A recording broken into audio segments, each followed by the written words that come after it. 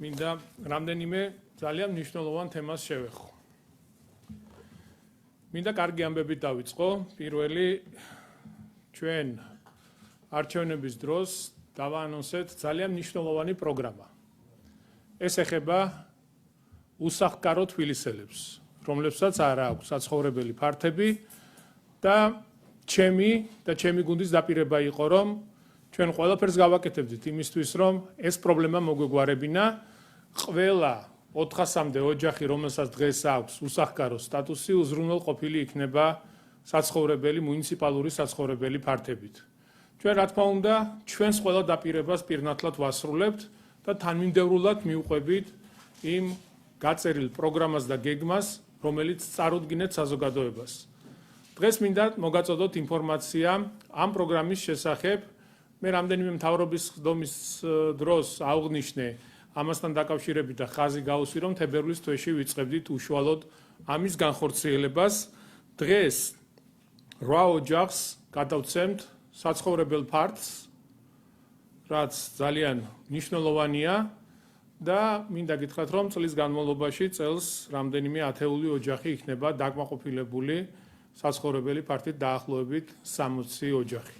ძალიან მიხარია, ძალიან ბედნიერი ვარ, რომ ჩვენ დღეს გვაქვს შესაძლებლობა ეს 8 ოჯახი იყოს დაკმაყოფილებული მუნიციპალური საცხოვრისით.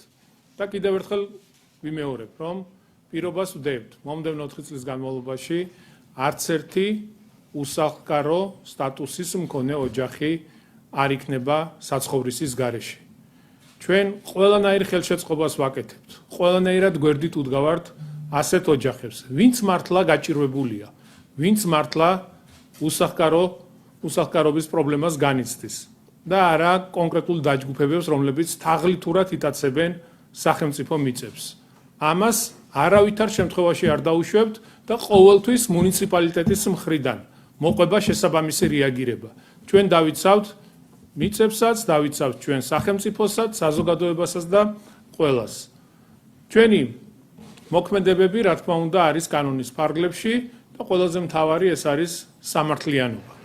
სამართლიანად უდგებით ყველას და ყველაფერს. მინდა მიულოცო ამ 8 ოჯახს, დღეს ჩვენ გვექნება შესაძლებლობა გადავცეთ ბინები და რა თქმა უნდა ეს 8 ოჯახს მოხსნილი ექნება უსახკარობის პრობლემა. თუმცა ამით არ შემოვიფარგლებით მხოლოდ, ვაგრძელებთ მუშაობას და როგორც გითხარით, წელს დაახლოებით 60, ცოტა მეტი ოჯახი იქნება დაკმაყოფილებული. მომდევნო 4 წლის განმავლობაში მთლიანად ეს პრობლემა იქნება აღმოფხვრილი.